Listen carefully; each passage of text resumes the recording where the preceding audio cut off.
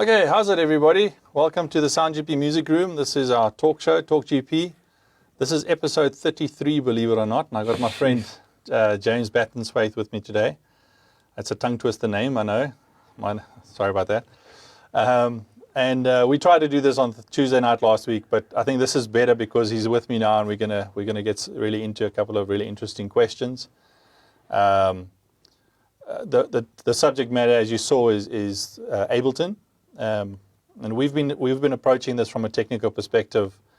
So I'm going to jump straight into it. I'm going to get James just to introduce himself and introduce Thatch Music and where that comes from, and give us a bit of insight, and then we'll jump into it. Cool. My name's James. I am a musical director. My bag is live musical production or live music direction for broadcast events. That's like that's where my sweet spot is. And I guess the for me, what's very special about broadcast specifically is that it's in the music space, especially for artists working in live direction. It's kind of like the most daunting aspect of every artist's career. There's probably nothing more scary for any artist, regardless of how amazing or experienced they are, or how new they are, if they're like even a talent on a show. It's so scary because your career can be made or broken on your last live performance, and almost all of the time it has nothing to do with you. It's such a big technical beast that the feeling, the sense of achievement when you get it right is quite something. I mean, from that perspective, do you think, you've done 20 shows or 20 years of shows live, and now you're standing and there's cameras on you. Does your brain go outside of the venue as a performer?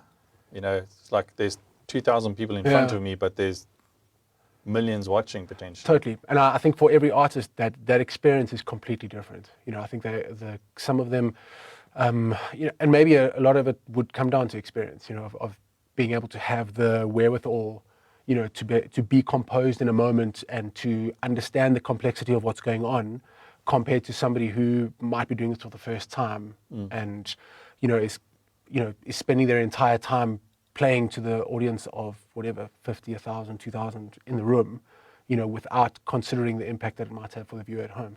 Yeah. So on today's discussion, we're going to talk about Abelton. We've got James's laptop here. He's got a session open there, which I think is from Voice SA Season 3.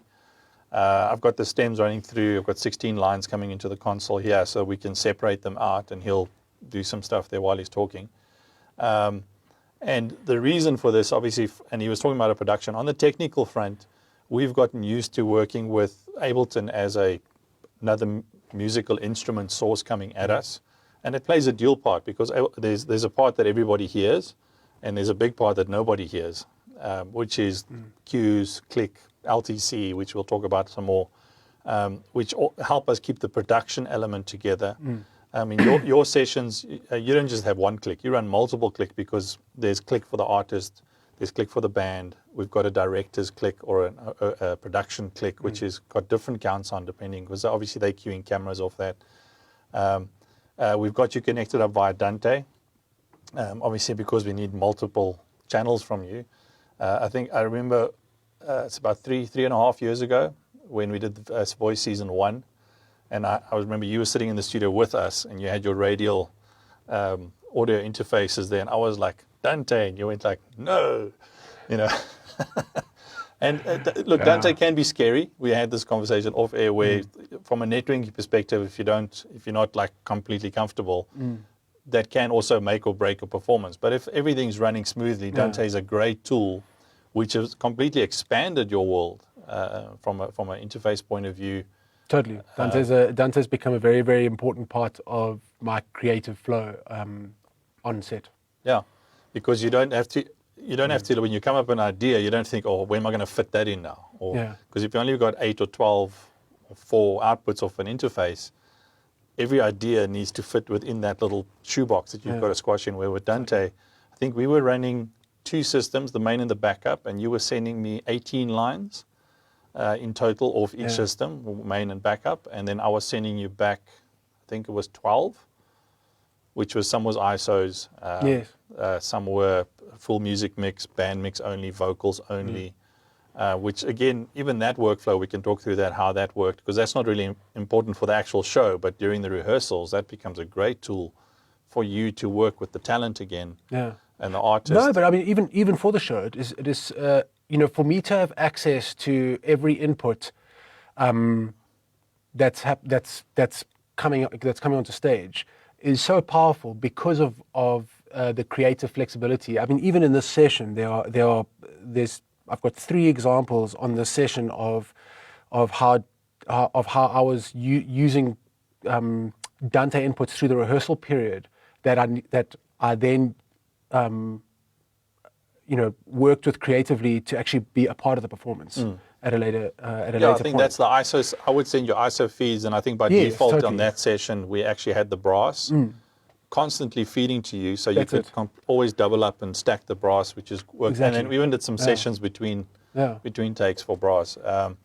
But it just becomes, from an Ableton's perspective specifically, I mean, the way I've seen you use it, and I've seen Ableton now for years in use with different operators, and I've seen guys that do it well, and I've seen the guys that do it very not well.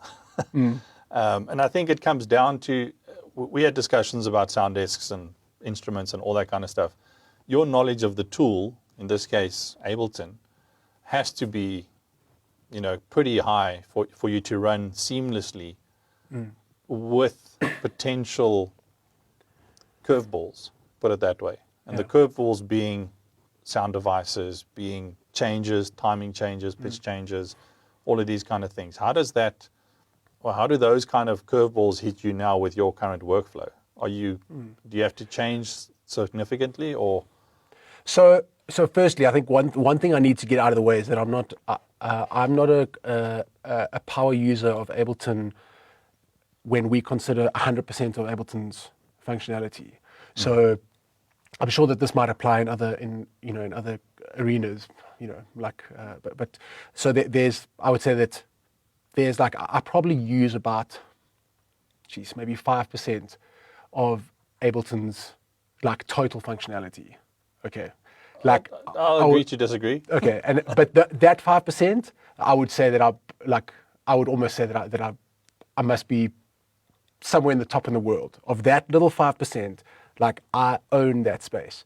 The rest of the 95%, I understand, a lot of those concepts. I know what it can do, but as it pertains to what's functional and practical in what I do, I don't need it. So it's kind of like, if you're a producer, studio producer, and that there's these glitch effects that are over here, and Waves has got 700 different types of reverb and stuff like that. If you've got your one reverb that you know how to use well, your one, this one thing, there's no point in knowing all that other stuff. And so I've kind of really focused on this one thing, and actually, a really important part of the way that I use Ableton is that I don't use the loop mechanism. So there's an entire window. There's 2 windows in it, so I think it's called Arrangement and Session View, I think. I actually don't even know the names of the windows. I never use the one. So there's this one where you create loops, and I think a lot of churches, a lot of bands have that functionality where you clicking to the next scene the whole time, and that specific use is not it's not detailed enough for me.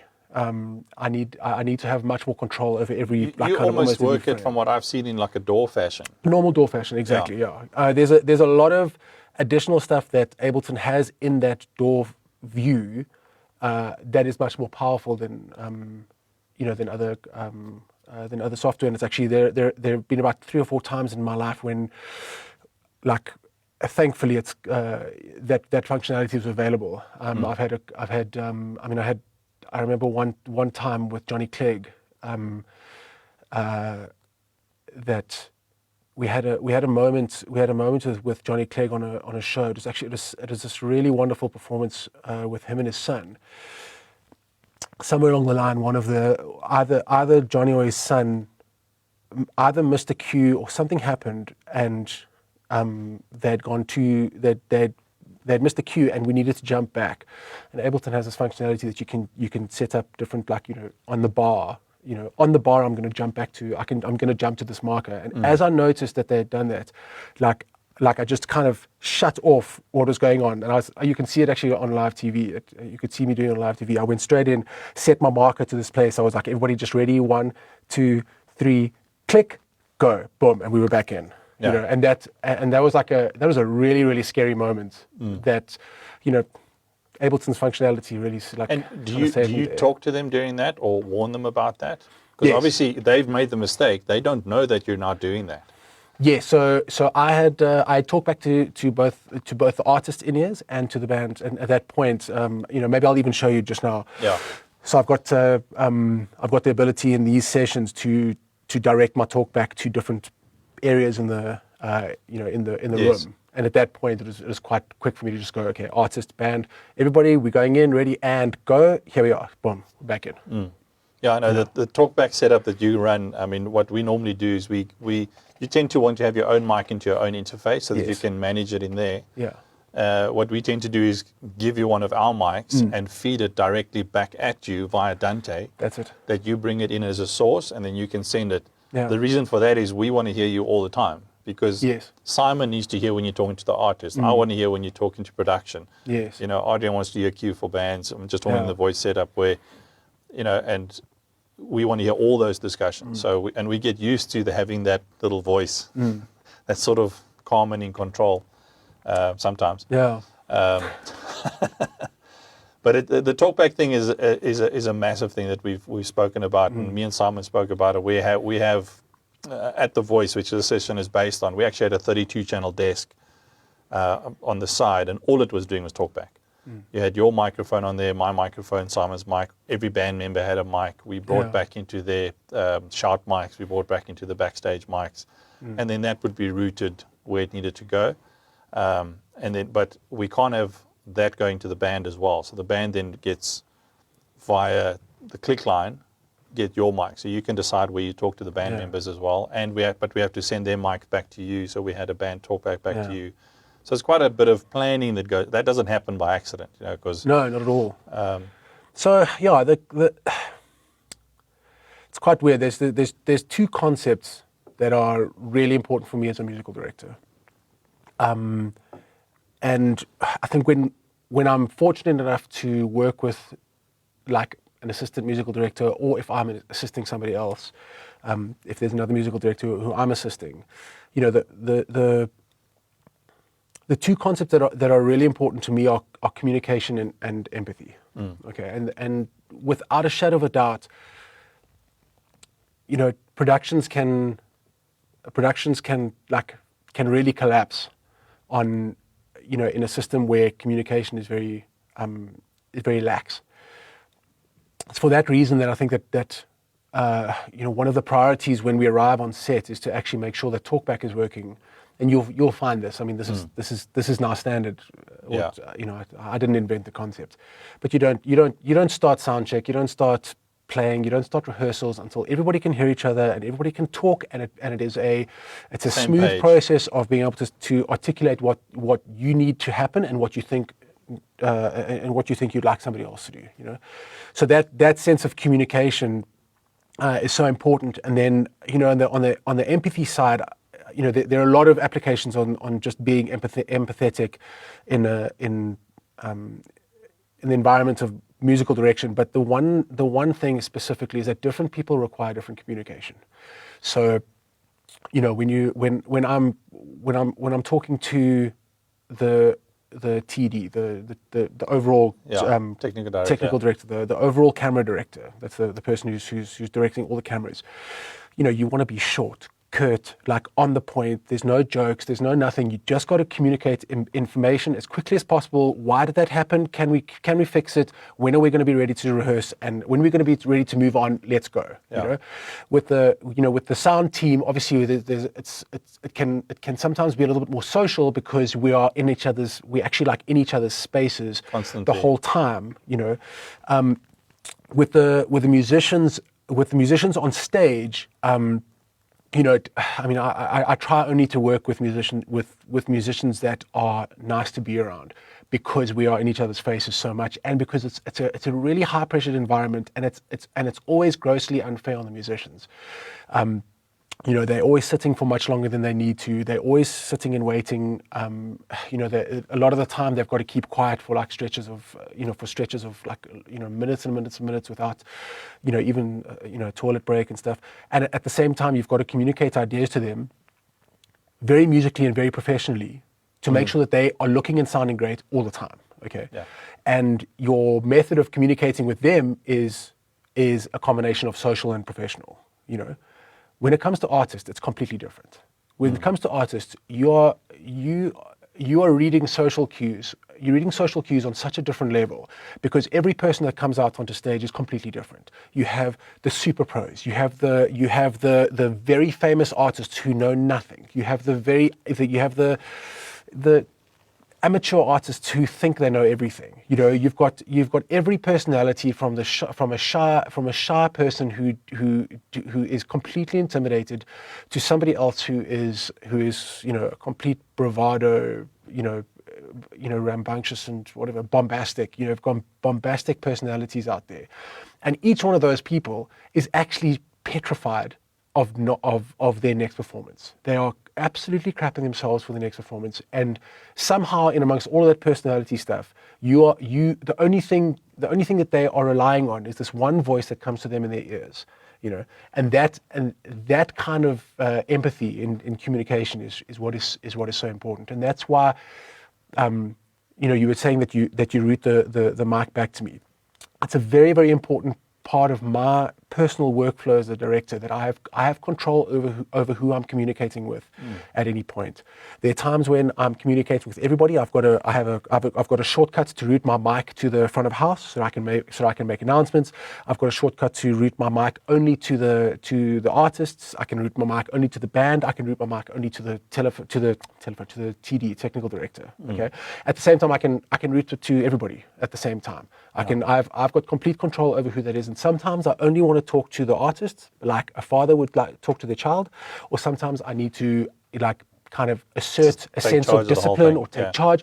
You know, all of that stuff just requires nuance. Yeah. You know, and for me, that is why, you know, we develop these extraordinary workflows, you know, is because all we're trying to do the whole time is we're trying to aid our communication, we're trying to aid our empathy, we're trying to make sure that we're always being able to put ourselves into the listener's foot, the viewer's foot, the audience's foot, the shoe, the artist, the band. You know, how are they feeling right now, and what can I do with the tools that I have to make their experience the best that it can be? So not everybody knows, in what you just said, if you watch a live performance, there's some really interesting things you do which no one's aware about unless it's people that you're busy affecting. So, for example, if we talk about your band on stage, you mentioned the guys sit there for 5-10 minutes while something else is happening with the presenter. And if we stay in the concept of the voice, you know, the presenters are there, they're talking to the coaches, all that, the band's got to sit pretty at the back, they can't fiddle. Everybody thinks they're just sitting there falling asleep. Meanwhile, you're talking to them, you're playing the next song, you're refreshing their memories, because obviously in these programs, the workflow and the amount of content that you have to get through can also be daunting for them. You know, it's simple stuff. They got the sheet music, but just having that little, that's what the song sounds like, you know. And totally. you actually then tend to use the recordings we did in the rehearsals. Yeah. You know, you play them themselves so that they can hear what they're doing, and they can even, I've heard the guys in those moments talk back to you, just play that part again, or you got it. And, you know, there's a lot of stuff that happens, and what people at home see on the TV is presenter smiles, band in the background, but there's a lot of stuff. And then while that's happening, you've also got the technical director talking to you, and you've got the production secretary talking to you, which is counting, because you've got to know when you've got to stop and get ready for the next, because you also need a certain amount of time from playing the band, the music, to get into production mode. So how do you prevent, or how have you established workflows in your Abelton session that you don't play the wrong stuff at the wrong time or to the wrong place? Because if we're running 18 lines to me, for example, you're sending the full mix down the band click to the band while they're sitting doing nothing. You know, but then we go from day to day. You take your laptop, you go home, you come back, you go from Dante to headphones back to Dante. What's going through your mind to not hit the wrong button? Well, let me show you. I mean, why don't we just geek out for a bit? Yes, yeah. Let's go technical. Okay. So just tell everybody, I've got 16 lines coming back on this mixer here, which is 8 stereo stems from Abelton. That's right. Yeah. Okay, so so firstly, you asked me about the like how do I stop myself? Well, so the first thing is that I am a nervous wreck. So for live, when I'm in live mode, there's a very, very different kind of personality that comes out in me. It's I don't know, like I'm sure everybody has their own way of like kind of bottling it all up, but I find that in rehearsals and in the build up to that thing, it's almost like I'm a very different kind of, I'm kind of overly loose, overly not fun, but like I take the piss quite a lot during the rehearsal process. And I guess it just, when we get to like sort of, your 5-minute call before the show starts or something like that, there's like a switch there's a switch that goes on, and we called it the headphone moment. When you go and sit down and put your headphones on, everybody, the whole backstage crew, just once your headphones are on, leave them alone. Totally. You don't tap you on the shoulder, you don't try and interrupt you, nothing like that, because you're in that frame, the headspace. Okay, so firstly, in terms of not making mistakes, it's very important that my sessions are very visually consistent. So we have a color, we've got like a basic color scheme over here. So you can see basically from the red. From the red channels down, you can see there's like brown and white and black and red and stuff. So that all that stuff is basically stuff that'll never get heard, and then all the colored stuff above that is the stuff that goes out to the audience. So that's kind of the first thing is that I know I can kind of visually see where my where all my elements are sitting. In this one here, can you see my mouse? Yeah. You can. Okay, cool. So basically, you've got this whole colored area is made up of vocals. We've got track music. I've got a perk line there. That's in this one. You can see it's got a bit of SFX in that, and then this trumpet, the trumpet, trombone, sax. So these are actually live recordings from the stage of our brass section. So we just decided in this one we wanted to just pump it up, just pump up the brass a little bit more. When you pre-record anything really, so pre-recording BVs or pre-recording brass in this instance, like it always sounds too good, like that's from studio recording. Yes. You can always, I mean, when you listen to a stage recording, you can immediately tell if it's track vocals, if the tracked vocals are live, or if they've if it's from the studio or not the studio. So one great thing that Dante has given us is the ability to pre-record people on stage, and I try as far as possible to do that. So you can see at the top here this Maya record. So this whole session is a Shoma Josie performance that she did on The Voice. So that Maya record. So she pre-recorded these vocals, not because she couldn't sing it, but because the physical demands on her on that performance were so much from dancing that actually the breathing was going to be too loud. And because she's so energetic and she gives so much, we were kind of finding in the rehearsal process that it was very difficult, especially because she had a headset mic and not like a really beautiful capsule and all of that stuff, that she was. We just found that we needed to just prep it up. So I got her backstage just to record some stuff. It just bumped up a little bit there, and that feeds through. And then we did the same thing with the brass. And then this yellow one here is actually the track element. So especially with a lot of the like dance artists and stuff like that, you can't try and just recreate their sound. Like Shoma Josie has. She spent her entire musical career building the sound. There's no ways that a live 8-piece band is going to recreate that sound, and it's going to be lame however you do it. So just a quick disclaimer for anybody watching. We're using The Voice here. Yes. We're talking about a guest performance. That's right. So we helped the guest performance. The artists were never pre-recorded. They were live. Oh yes, good one. Yes. We did as much as we can Yes. to assist them, and during the rehearsal processes, That's right. we recorded and we had this isolation vocals that they can go work with the Yes. vocal coaches and all that, but their performances live, That's it. always and every time. Just Good. Thank you. disclaimer. Nice. Cool. So we got track effects, got the brass. Then you can see over here that there's two channels here: vocal record and BT record. So those elements are for a lot of different stakeholders for us to record. So the BT record is obviously we are recording the backtrack straight down into our into my system, so that I don't have to go and collect it from anywhere else. So I just have that open the whole time. It's always recording, and that backtrack mix comes from Cristo, from the OB. So the artist, we're able to then bounce out these backtracks for artists of the latest recording from the stage. So they're able to know exactly what the last performance sounded like.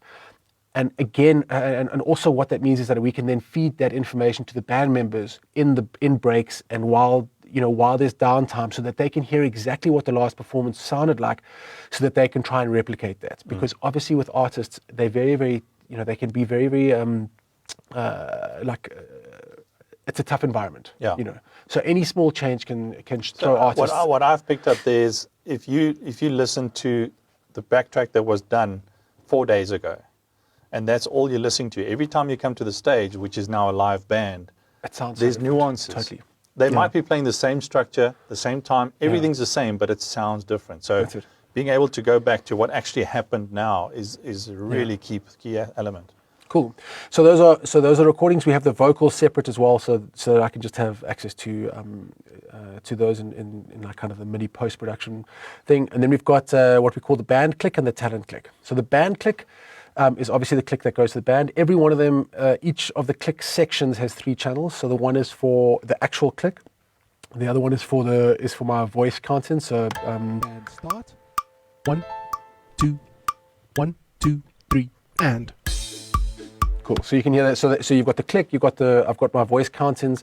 Voice countings just sit basically on, like we are always counting into every single section. It's just it's a comfort. It's like a comfort blanket. Yeah.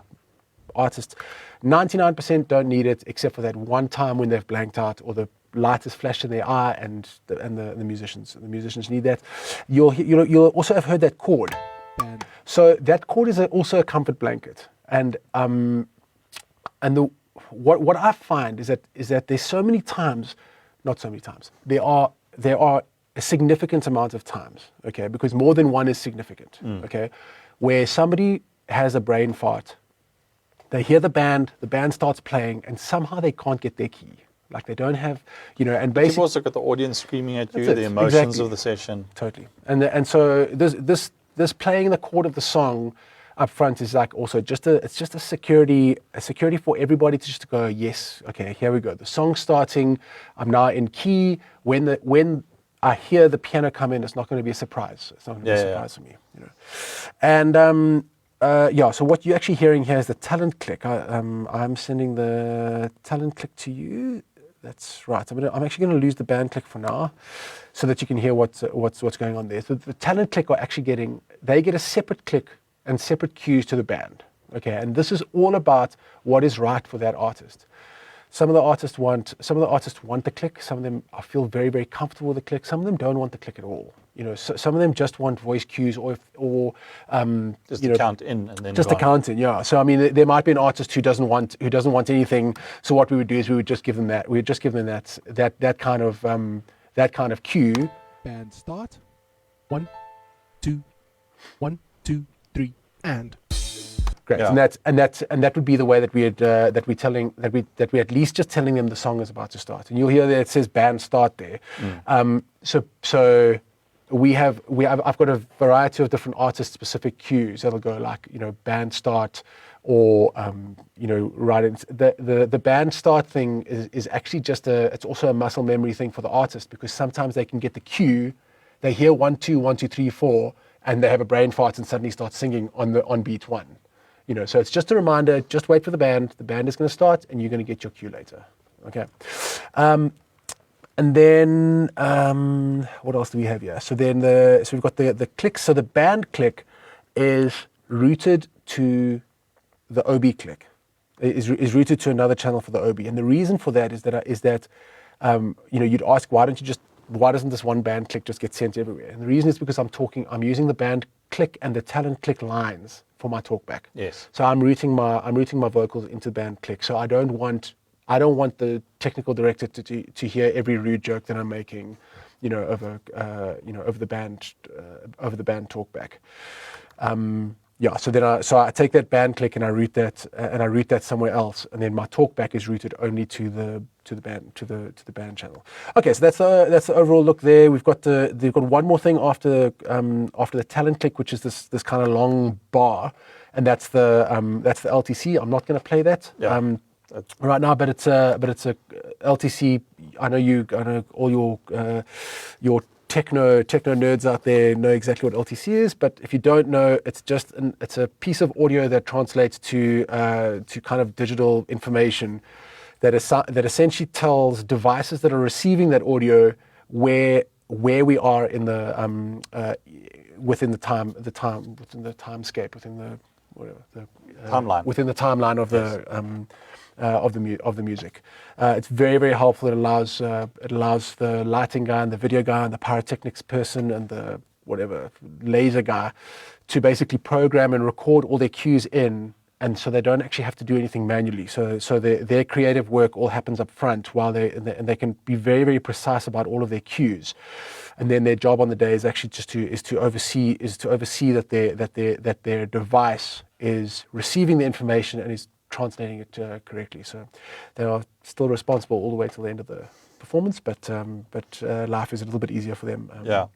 With LTC, and then these other two channels over here. So the full mix is actually just a vocal record, backtrack record, and the full mix record. So you actually sent me three versions of that.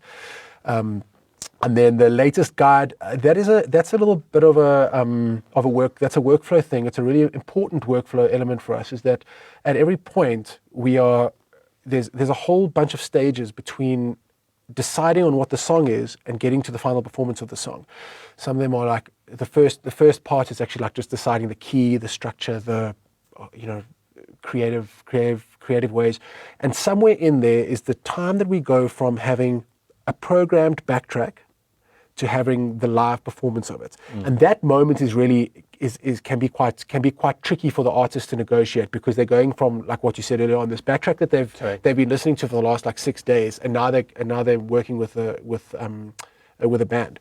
So we insert that guide it's actually just a visual reference, and you can immediately see that visually when I'm looking at the recording of the band compared to the actual original guide track, it looks pretty similar.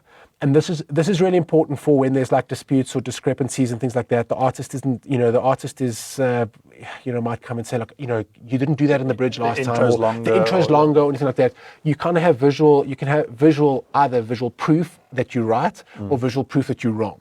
Yeah. But both of them are as valuable as the other. Yeah. So we actually literally just import that, and then sometimes there might be moments where we need to just play that back for the band or play it back for the artist, just to kind of remind everybody of where we're at, and also to be aware of how our changes or what we're doing creatively differs from that moment. Yeah.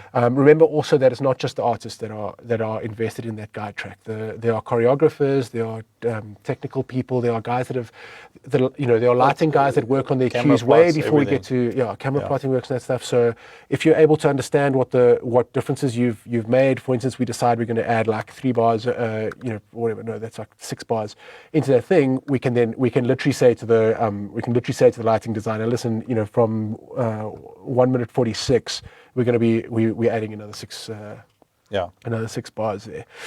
So that's the layout on the door. When we get to this other window, so this is what I was saying earlier on about the looping thing. That whole, where people use like queuing the next scene and stuff like that. I don't ever use that section there, but what I do use is a very, very detailed and comprehensive, I believe, set of returns.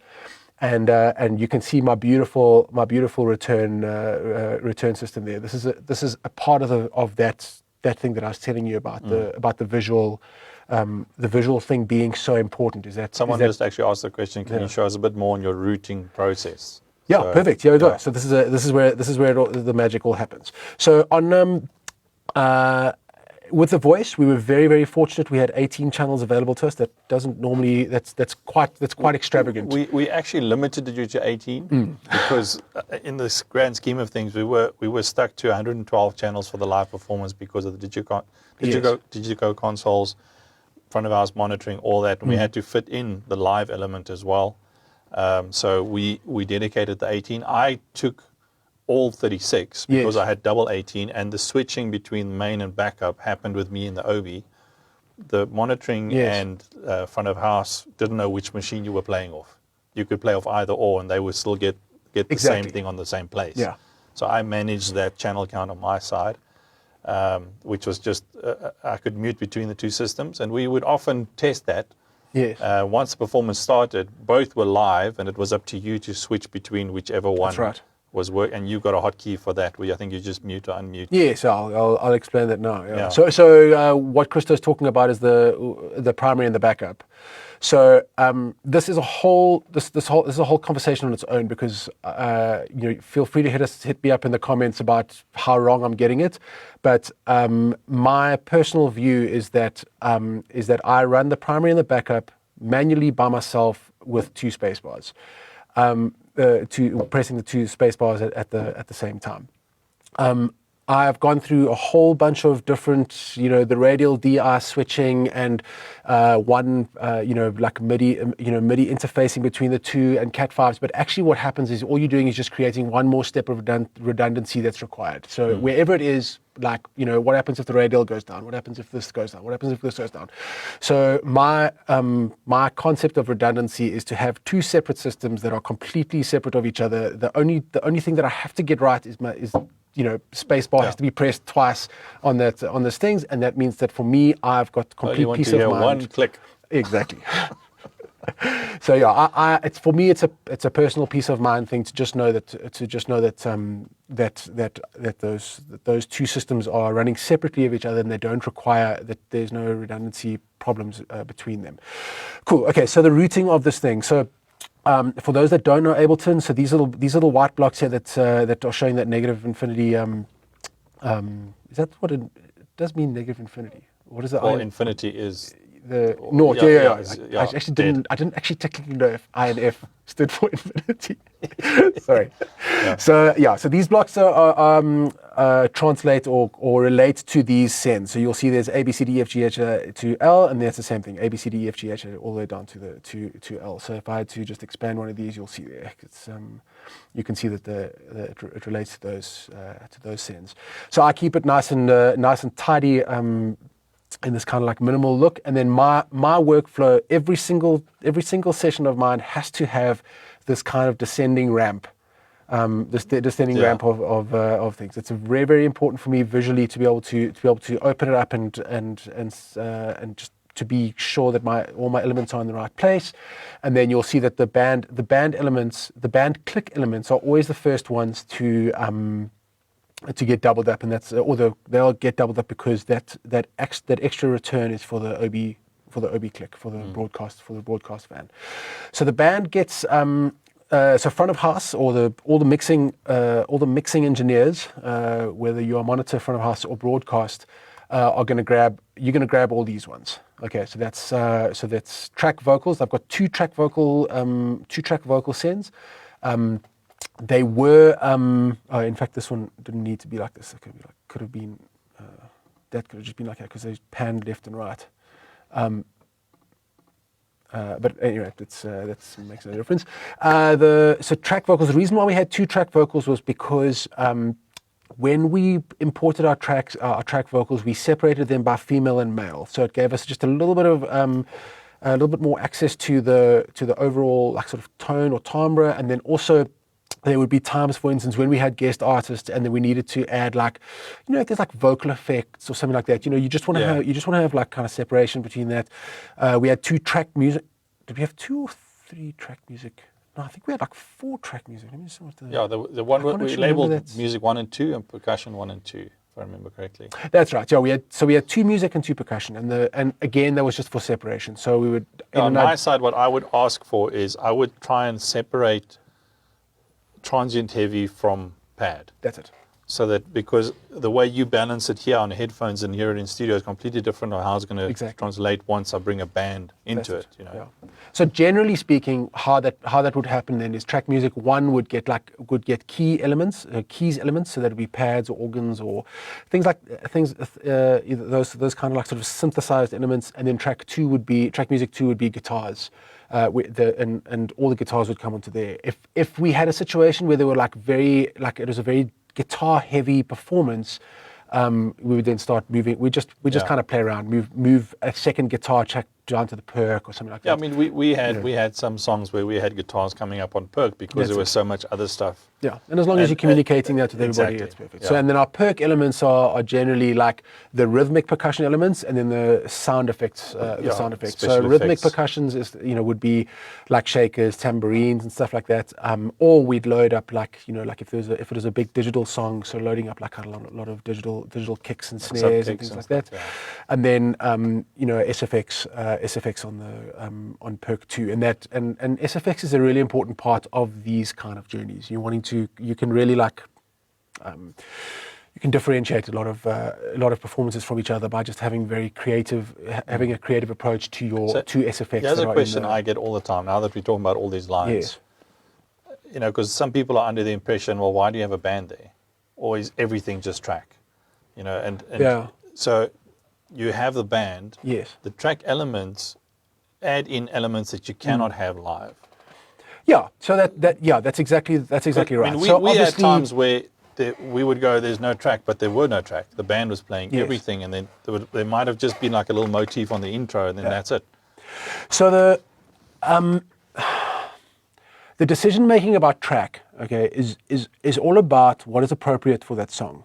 So, and that actually, I guess that's the answer for every question. That's the answer for every question that you're going to ask is what is appropriate. And when we are discussing the appropriateness of tracks in a song, it basically comes down to what can we do with the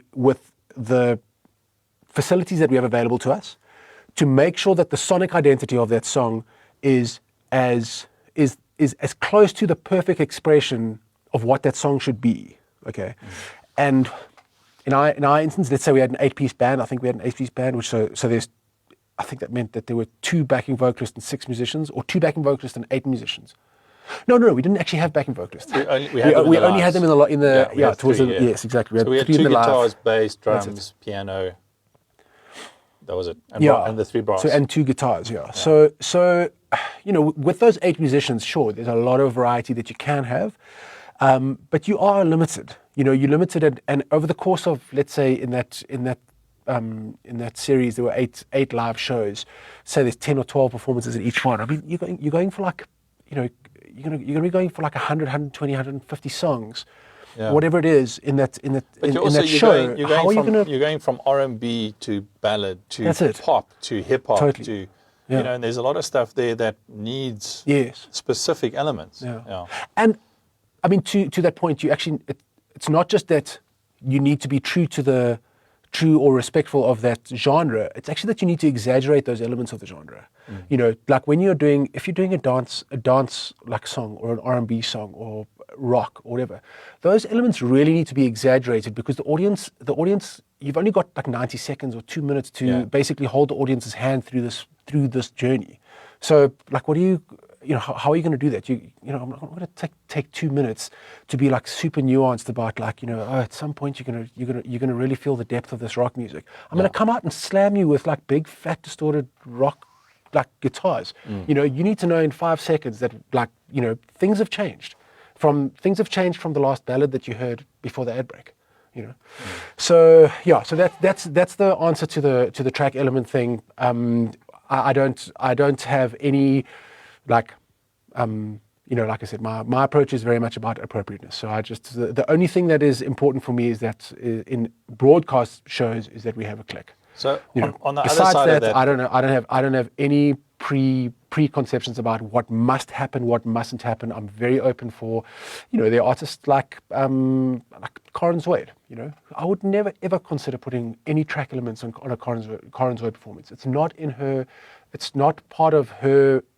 It's not the best version of her to put tracks. She wants everything to feel even click is a challenge with her. Yes, because she. I mean, no, she's very good at playing with click. No, she is. But if she could choose, she would say no. Yes, exactly. Yeah. That's right. And when I said earlier on that the only thing that I'm insistent on as a click is, and the reason for that is because I'm the central point between all the crew members, and the minute that I tell other crew members that there's no click on this number, people freak out. Yeah, and everybody understands now that like the same workflow that has been successful for the last 6 or 7 episodes. We've now gone through 100 songs. Now we've got to change that entire workflow for this one song. Like what is the difference? Let's not start a whole thing about whether the click makes you musical or not. If you can't be musical with the click, then the problem is not with the click. Yeah. Well, thank you for saying that one, because my next question was going to be the choice of, you're talking about this 5-piece, 8-piece band. Yeah. And you said earlier, and I think you brought up a very good point, which it came up in a couple of our discussions, even in freelance crew and audio techs.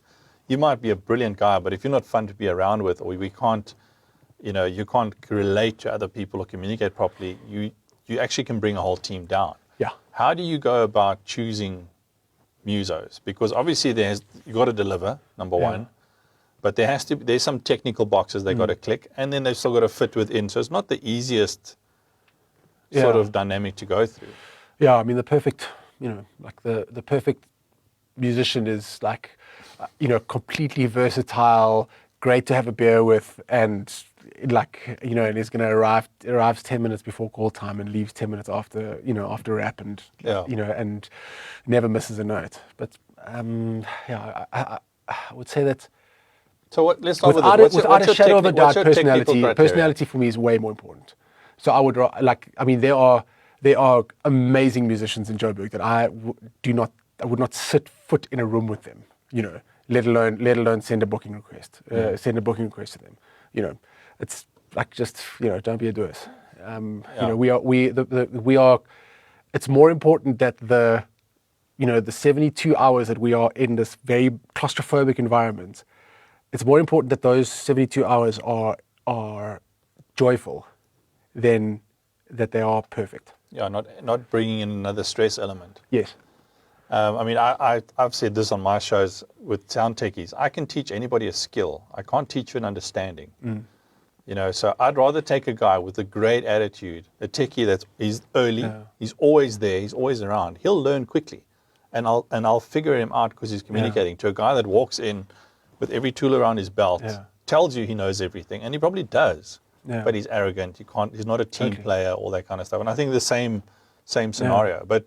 Look, I think that that social thing about, just having a high social EQ just leads on to that thing of, earlier when I was saying about empathy. You need 8 musicians, on The Voice. I need 8 musicians who are going to essentially be with me in the trenches when I'm dealing with this artist that is being a complete diva, and this artist that is just not getting it, and this one that's not very good. You've got some of the best musicians in the country, and you can imagine they're sitting there like, what is going on with my life? Like, how did I get to this point where I have to be playing for this absolute arse, and in that whole moment, when I'm saying that they're in the trenches with me, it's because they're in the trenches with me in this empathetic way of making sure that regardless of what we're doing, we know that our role is not to be the best expression of ourselves. Our role is to make sure that the person on stage is the best expression of themselves. So context. Yeah, that's it. And you can be the best. You can be the best musician in the world, but if every time there's a hiccup on stage, it's going to derail you as a person. Do we really want that person person in our environment? We see that everywhere. If lunch is pushed half an hour because of a diva, the entire crew of up to 80 to 100 people have to now sit. And we're all in the same boat. You know, it's not, no one's picking on me, no one's picking on you, we're all Yeah. there. And the communication comes through, and and the TD will always say, sorry guys, we have to just finish this. Yeah. And if you've got a guy there going, listen, it's lunchtime, I made a commitment, I have to leave. You know, Yeah. that, you know, and then and we've had scenarios where people have said, listen, I actually can't. And then they ask, Yes. you know, is it at all possible if you play the track, I have to, you know, X, Y, Z, not during the show, I'm talking rehearsals and all that. Or a techie that says, you know, I've got a dentist appointment, you know, I could only squeeze it in my life. If the guy's communicating as a team player, we'll make a plan. Yeah. But if, you know, if that comes up and he throws the book out the window and starts screaming at everybody and chucking Yeah. mics around and all that, that's the guy you don't want. Yeah, exactly. Yeah. I mean, yeah, Zach just made a comment, people's skills is a massive part of even being an engineer. And then from my side, obviously, once you've put that team on stage, and I've been fortunate to be on the sound desk side of you putting a band on stage, it becomes an effortless experience. I mean, because of the time that you put into production and pre-production, charts, parts, all that, because that's another part that people don't always get. You were talking about if and when there's tracks, it's got to be contextual with what is it I'm trying to achieve. It's not messing with what the guys on stage are doing. It's complementing. You're making a 5-piece, a 10-piece. Yeah. You know, so everybody's playing their part. So from a technical perspective, those muses you're sitting on there, I mean, I've seen you pull out charts. You know, we've played the song once, they do a key change, pull out charts, put them down, play. Yeah. You know, they've got to be technically, they've got to be on the ball. They've got to be able to Yeah. make changes. Yeah, I mean, it's a small pool that we get to select from. You know, the Venn diagram of, you know, versatility, technical prowess, and personality, you know, doesn't lend itself to a huge like depth of musicians, especially, you know, on specific instruments as well. Yeah. You know, So we've had that questions. I was sitting with Marius the other day and someone else where that question, so where's the space for the up and coming guys? And I said, if you focus on the right thing and you do, you know, make sure that you know what you're doing, get your skills sorted out. That's your responsibility. You know, you don't come here to figure out the basics.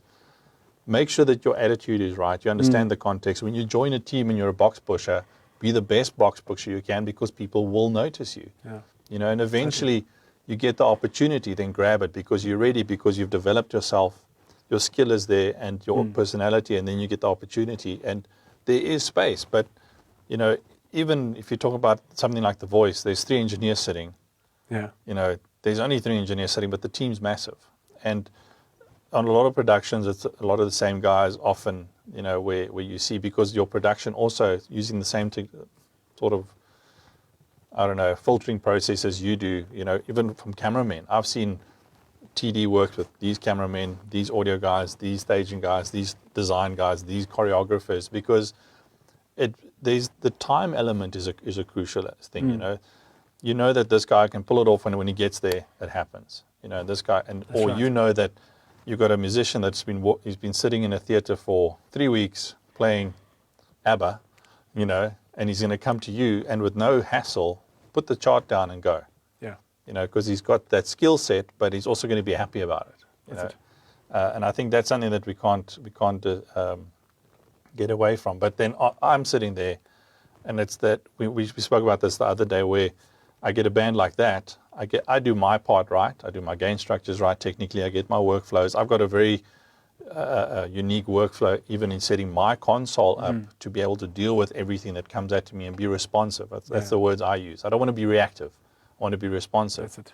Reactive means it's something that you didn't anticipate and you grab, and everybody notices. Responsive means something's happened, but I've got a way of dealing with that element within that context because I can see it where it fits in. Yeah. And then, you know, I do all the basics and it sounds amazing. Yeah. Whereas other times, you know, you spent time and everything by itself sounds great, and it's just, you feel like a panel beater. Just no button works. You can mix and gun and effects and it doesn't work. I mean, and isn't that the moment where you regret the decisions you made 3 days ago by trying to shortcut something? Yeah. You know. But I mean, from a sound guy's perspective, the value of that team on stage translates 100%. So that personal dynamic, that gel, that you spoke about Yeah. might not be the best musos in the world, whether it's a Yes. band, traveling band or whatever, but when they stick, Yeah. that comes through, and it makes my job easier, as opposed to having 4 individuals which are phenomenal in their own right, but the Yes. bassist is trying to pull the drummer his way, the drummer is trying to pull the bassist his way, the lead Yeah. guitarist or the keyboard player is trying with his left hand trying to get the drummer to do something. And then, I really hope that the musicians from The Voice are listening to this. Because I would love to know which one of them are thinking, like, am I the guy with just a personality? am I the cut musician who got booked because of my personality? yeah, Yeah. But I mean, and the answer is all of them were. yeah, because I've been in situations where you mix a band and you're trying, and I've often thought to myself, oh, why am I doing this? And there's like just pulling teeth. And then those people will come and listen to mix and go, but why don't we sound like that, or why don't we sound like that?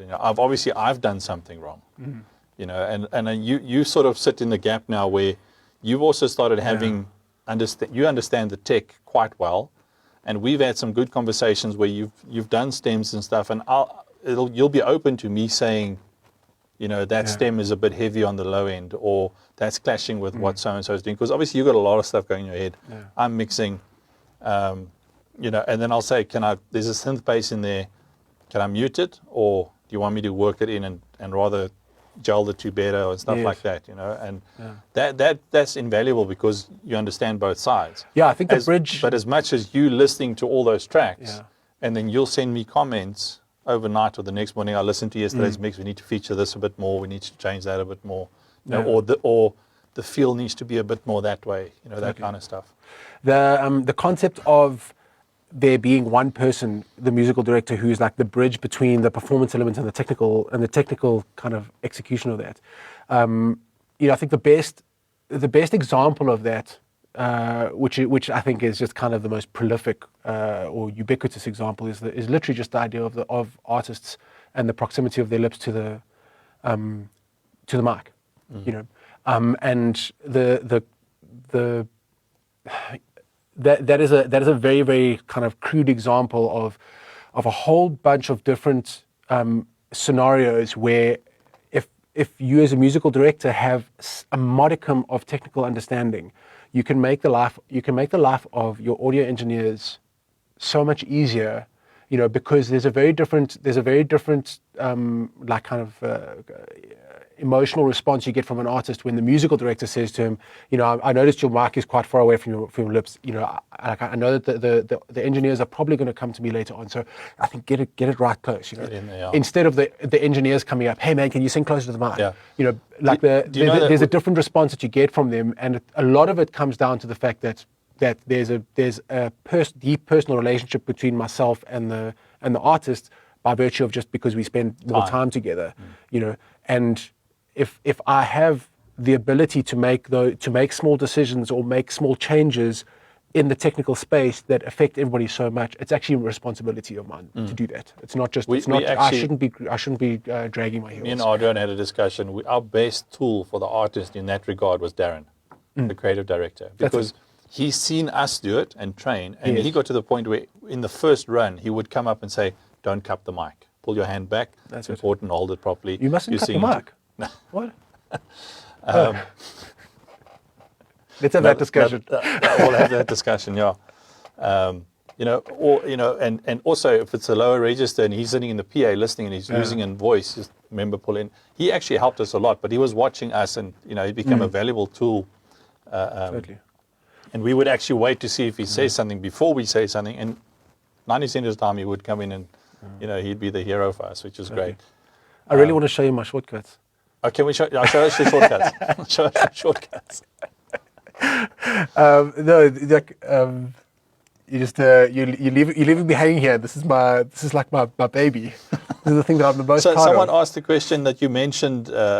You spoke about missing cues, and can you elaborate more on your fail-safe procedures? And I think that'll. For sure. But it's your navigation skills. Okay, cool. So do we need a camera on your fingers? Would that help? No. It's not necessary. I can see your fingers. Perfect. Okay, so in the imaginary world, we have one computer and then a duplicate that is running exactly the same session, exactly the same routing into, well, how it gets routed on the technical side is dependent on that environment. But basically, we have two duplicates running at the same time, and I'm in control of which one sounds. Okay, so the first in this section here. So let me just open up. I'll show you my. So this orange kind of thing, you'll see little letters all over the place that just indicate indicate that there are shortcuts allocated there. So first and foremost, if you look in the rightmost channel, the furthest channel to the right here, this is my talkback channel. So my microphone gets inputted into this channel, and then I have control over where it goes. Yes, yeah. Exactly. So using a shortcut, my shortcuts are Shift F so that I don't mistakenly click them by mistake. But Shift F for front of house, Shift T for talent, Shift B for band, and then Shift R for Rudy, who was the OB guy, who was in the OB. So basically, at any point, if I want to talk to Marion on that one. Yeah, so it became a legacy thing of like Rudy, R for Rudy, but yeah. So so if I'm wanting to talk to front of house, I can put it out there. But then sometimes if it's it's going through the front of through PA, I just need to make sure that I also have the band and the talk and the talents that I'm sending to their ears as well, because they don't have to take their in-ears out. So that's really it. So basically, like, it could be as simple as something like Darren, the front of house, and this the stage director in this or the creative director in this show. James, is there a delay? Is there a delay? Why are we waiting so long? Shift F, Darren, just to let you know, I'm talking to the band at the moment. Can you just give me 2 more minutes? Thanks. Okay, great. Talent has just finished their performance, and and it was a really cuck performance. Boom, nobody else. I'm not talking to anybody else. I've just got the talent click on, and and now I'm talking to them, going, basically like, it's a one-on-one private conversation between them. I can also, on a separate talkback system to the sound things, it can also be as simple as going, listen, would you mind just muting the front of house? I need to have a chat with the artist, with the talent directly. I don't want anybody else to hear this. So that's how that works. There's another one which is P for panic, and this is not Shift P. It's just P straight off. So basically, my primary has all the channels activated, and my backup has all the channels deactivated. Okay. So basically, what happens is if there is a glitch of any kind, if suddenly I don't hear the track, I don't hear the click, I don't hear anything, I immediately press P for panic on the other system. Okay, that's my backup. So I press P, I activate that one, and then I deactivate this one, and that is just my workflow. I've practiced that. I literally practice that over and over again. I test. In almost every week of rehearsals, I'm always testing myself. I'm always testing what I would do. I'm kind of stress testing myself in that situation. It's a big part of my own, like, kind of just being, like, sure that I can handle this, that I can handle that moment, and so normally what I'll do in a rehearsal as well is I will tell myself, okay, this is in this song I'm practice switching over. Like, we've got the song running, and we're in the middle of rehearsal at the moment, so we're running, boom, stop, okay, and P off, and I press P there, and hopefully everything runs. The only people that noticed anything was the band, who normally will be playing, and they normally go like that and then carry on playing, And then they carry on playing while looking at you. Exactly. They don't stop. Yeah, exactly. And then in that moment, at the end of the thing, it's just, thanks guys, I was just testing the backup. I was just testing the transition to the backup. So it's just kind of like a muscle memory thing of just like, understanding what it feels like when the song, when suddenly there's silence or there's no click. Just practicing the idea of not actually hearing click in the middle of a song is important. Because you can actually, like, in all of the craziness, you can actually not realize that the click is gone off, and in this sense, you have to respond. Really. We spoke about that the other day. I remember I worked a lot with Neil Ettridge, and we would, with Blue Bamboo, with Brendan and them, and we'd run the click, because we had a couple of stems, because we're a lot of party band stuff, so you've got to run tracks. And then we'd be halfway through the sound check, or the rehearsal or setup, and then Brendan would say, can you hear the click? And he goes, oh, I don't know, play. Oh yeah, I can hear it. But he had the click set so soft that Once the 4 count is gone and Yeah. he starts, the click's gone. And he's on it Yeah. all the way through. I actually had quite an insane moment with Rob Watson at Scospel, and this was like in 2012 or 2013, where also running these backups, the system was a little bit more Neanderthal than this, but in a similar way, the click stopped, and it took me like 4 bars to realize that the click was off, and I was like, oh my god, the click's off, put it back on, and Rob was like, when the click went back on, Rob was in time again. I was like, he like literally played for like 4 bars without the click, and and literally when I dropped it in, he was like everything was just like perfectly bang on time, you know. I mean, I don't know, maybe that's not as impressive as it sounds. I've seen other drummers when the click loses 1 click, Yeah. they freak. You know, I mean, there's some youngsters there where I've asked them. If Legan's watching, I've asked Legan to turn down his headphones because the click is so loud. I'm getting them through the overheads, you know, because he's like he lives on that click. So, cool. I'm going to show you the rest of the shortcuts. Okay, so we've dealt with this side here. So basically, that's just the routing shortcuts that I have, and then the actual like sort of in show mode shortcuts. I've got two states that the computer that's Ableton sits in. So the first state is here we go. So this is the first state is with everything open except for the live elements. So live elements are essentially like it's like in the backtrack, you know, like in the very first rehearsals we have like the drums and the original bass that came from the backtrack and stuff. Yes. It's like for reference points for the guys. We have no need for that when we're on show day. So that channel gets muted the whole way through. So my main state is this. There's one more on the side that you can see is the master. There's a master channel. So that throughout the normal workflow, all of these channels are actually sent like that. So you'll see those are actually routed there, and that allows me to basically switch to hear everything through my computer's built-in output. While we're in the kind of the build up to the rehearsal. So if I don't have access to Dante, or I need to fix something, but I don't want to be using Dante at that point, I can then just switch over to the built-in output, and I would literally actually just solo that return, that master return. And that's important to also unsolo at a later point, because everything comes through, because then I'm also patching everything through to 1 and 2. By the way, there's a new there's a new addition to the workflow which has been added because of that master's problem.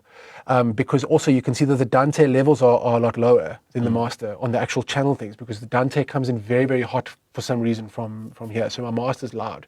So if I make a mistake of sending it to 1 and 2, and I play it, it blasts. It comes out super loud. Yeah. So what we actually do now is our rule now is that our patching starts at 3 and 4. So we never 1 and 2 never ever goes into Dante's. You'll never. So no, that's our new gift to you. Oh, thank you. No more time code. So okay. So this is our state. Everything open. Click open. Band talent. Like track everything. Okay. The performance comes to an end, and I immediately then switch into this other state. So my shortcuts here are Shift 1 and Shift 2. So if you look over there, you'll see the exclamation mark and the @ sign. So what I'm essentially doing is Shift 1 deactivates the track, and it deactivates the track, and it deactivates LTC, it deactivates the OB click and the talent click. So only 2 things that are left now are the live elements, okay, and the band click. Sorry, the live elements is the pre-recorded elements, not we've now got. So Shift 2 activates the live elements and deactivates it. So basically now I'm in a situation where I have the pre-recorded elements from the previous day's rehearsals that are now open, okay, and the band click that's open, okay, and nothing else is open. So now when I press play, it's only that one channel of the pre-records and the band click. So I now talk to the band, and it's okay, guys, thank you very much. We're now moving on. The next performance is Mary Had Little Lamb, and I'm going to play the track. Boom. I get to the end of playing the track. Everybody cool, great, excellent. we're back into show mode. If somebody else wants to just hear that section again, boom, I'm back into the thing. Just play them, and I'll just play them this little, that little element there. 6, And you can hear there, in this case, I'd recorded vocal cues there. 4 bars. Yeah. And then we're back in, and then I open up again. And you were asking me about, like, how do I make sure that I don't make those mistakes? Yes. The most important is that I've like obsessively checked the routing before the show starts. It's very rare that I don't go through every single channel, every single routing, make sure that everything is sending only to the returns, that we don't have a mistaken channel that might have been sent to a master bus by mistake or something like that. So all that stuff happens before the show, and then visually this is a very obvious thing I can see, and because I've done this thousands of times, it's just that action of switching between the two states is quite like sort of innately habitual. Yeah. So, how do you duplicate yourself? Because I get this question somehow. How do I duplicate myself? Because you can't be everywhere all the time. So you've got a team of guys, and do you guys spend time getting the same methodology going? Or is it you've just got, that's the rules, that's it, no change? So no, I take input. Yeah. A lot of this workflow is built from a problem that might have like the 1 and 2 issues was not, the mistake wasn't mine the last time it happened. I've made that mistake many times, but the mistake actually happened when another person was working on a show and he did that thing, and I was like, that can never happen again. Yeah. So now how do we get around that? Oh, of course, Dante's is unlimited with his channels. Why am I worried about where I just shift everything over and never allow 1 and 2, make them two completely separate? So 1 and 2 is always your local laptop, 1 and 2 headphones, now, all that, exactly. reference tracks, all that. You unplug, go edit backstage, come back in, put Dante back in. That's it. Anything you've done there, it's not going to go anywhere else. Totally. Yeah. And if I mistakenly have it soloed, it's just I'm going to be sitting going like, why is there no sound coming? Yeah, of course. Instead of something screaming out the wrong place. So that's the in terms of like just getting that information out. We actually create quite a lot of workflow documents. So as we internally, we've got like a kind of Google Drive folder, of the Thatch approach to musical direction, and it's actually a lot of like the social EQ stuff is actually written in there. It's like, don't think of coming onto the thing if you haven't had enough sleep, the night before. That's not my problem. You are the best version of yourself to everybody around you. On set. Fresh donuts only. Exactly. Yeah.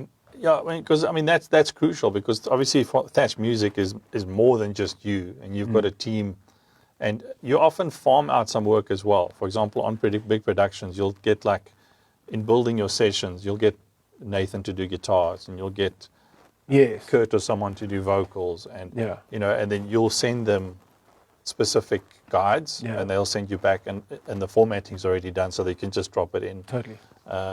We've got a lot of those kind of systems. So, for instance, when we start, you could, if you looked at the top of our session here, there's 3 bars. There's 3 bars of silence. So that's our general rule. So we always have a bar where we do the chord cues, and then 2 bars of content. That's our standard starting point. It might not end up being that way, but on the day, if it's a song at like 45 BPM, 3 bars of content, 3 bars of content is 16 seconds of content. That's like, that's a half an episode, So we would that'll change. But when we start and when we send out those guide tracks to everybody's got exactly the same stuff, because we need to be able to actually do everything visually without actually listening to stuff. There's loads of times when I'm sitting in a rehearsal, like there's last minute production happening here and here. You'll actually be running a rehearsal on machine A and editing on B. That's it. Different song. You're saving it, then you're pulling the stuff in, and you don't have an opportunity to actually even listen to it. So you've actually got to be able to pull it in visually, basically check that it lines up, and press play on the rehearsal, and you like just trust that they've done what they're supposed to have done. Yeah. Totally. Then from my side, we pre-recorded BVs and the brass and all that. We've asked. The worst thing, you said it yourself earlier, is getting those perfectly tuned vocal mixes Totally. to now running a live performance, and it just doesn't work. You know? So No, I mean, I've ask literally for unmastered, Yeah. no reverb. I'll rather use the reverb we've got. So even if it's being recorded in studio, do editing, clean it up, make it sound good, but don't over-process it, especially the dynamic side of it. Yeah. There's so many times when I mean, you can imagine for the singer behind the mic how daunting that idea is, of not sending through a perfect take, But I mean, I remember on, I think it was on Dancing with the Stars. I mean, I actually forbade them to do second takes. I was like, whatever you sing first, you're not allowed to redo that thing. You send me exactly what you did on that first time. Once you know what the line is, you record that line and you move on. Yeah. I don't want to hear it. It's got to fit in with the real world. Yeah. Totally. And I've had a lot of times when I've gone back to guys saying, you're sending me stuff that's too good. It's too perfect. It's too unbelievable. We're not trying to recreate a studio performance. We're trying to create an environment that feels like it's in that room. I mean, we're giving this might sound like we're cheating, or these are the tricks of how to cheat your audience, but it's much more about just that appropriateness thing. In the Dancing with the Stars, you've only got two. Yeah, Dancing with the Stars, you've only got two backing vocalists live, one boy, one girl. When you suddenly, when they want to do "We Will Rock You" as a salsa, what am I going to do? Am I going to get one boy and one girl to try and be in a stadium? No, I'm not. I'm going to try and But you make sure that one boy and that one girl is the best in that situation. I mean, totally. V is just Veronique, her range is for sure. And and her energy, I mean, same with Monde. Yeah. Their energy is so much bigger. They're such huge personalities behind the mic that when you put an anthem, a stadium of Mondes and V's behind them, it's almost like it's not even big enough. It's not even big enough for their personality. Yeah. No, that's awesome. Listen, we've gone. It's 2:15 now. Thank you for your time. I think we're gonna, for those guys who are watching, we're gonna run this again tonight at about 8 o'clock. James said he'll be online to do some Q&A, and I'll comment on that as well. But I think this has been very insightful. I mean, I'd love to have a bunch of discussions with you on other topics. Like one of the things that came out, and I threw it at you just quickly, is like just riders and band riders and musos and all these kind of things. I know there's so many different discussions. My simple answer to that is that the more I've developed as a MD, the shorter and shorter my rider has become. And it used to be whatever Yamaha Stage Custom 6-piece fusion kit, and now it's literally like drums as per engineer's suggestion, bass as per engineer's suggestion, keyboards one weighted, one non-weighted as per engineer's suggestion. But that's also based on you putting the band together. Yes. So they come in with that communication. Yes. But if we pull Fresh to Ground onto a stage performance, or we pull, like even at The Voice, you have to pull in guest artists. It's a TV production. There's only so much time. There's only so much space. Yeah. It's totally. like a 3-minute ad break sounds like an hour, but it goes in 10 seconds. No, but I mean, if I tell you that on The Voice for 8 weeks that I will only have this Gretsch kit.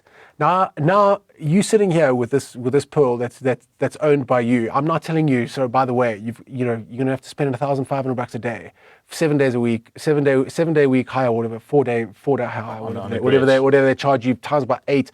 I'm committing you to like an 80,000 rand that's got to come out of a budget somewhere. Just to suit just because like my drummer is like, oh man, you don't know what my sponsors are gonna say if I can't play. Come on. Yeah. Look, I mean, we do a lot of DVD recordings where the musos are featured, but that's a once-off. I get this. You put on your endorsement, your coat, and you sit there, and we want to respect that as well, because the guys work hard for those endorsements. I think you're Roland endorsed, you're not, but you've worked for that, and you give the guys props for that. But if it's a festival and these kind of things, you have to be flexible, because I mean, totally. it's time. Just carry a Gretsch sticker with you, man. Yeah. Who's gonna know? Anyway. But I mean, from my side, just thank you. I really appreciate it. I don't know if you've got any closing words. Otherwise, I'm definitely going to invite you again. Yeah, no, I'd love to. No, geez. I'll be on. I'll definitely be online later on. I'd love to answer questions. Just hit me up. Anything. Yeah. There's no answer. There's no question or answer. Can we share your contact or Thatcher's contact details and stuff like that? Yeah, definitely. Hit me up. Okay. Awesome. For sure. Thank you. Thanks, everybody. We're going to play us out with a bit of a song, and then Johan will fade us out. Start play. Spacebar. It's count us in. Oh, play. Okay, sorry. Okay, here we go, guys. In 5, 4, 3, 2, 1. We're live!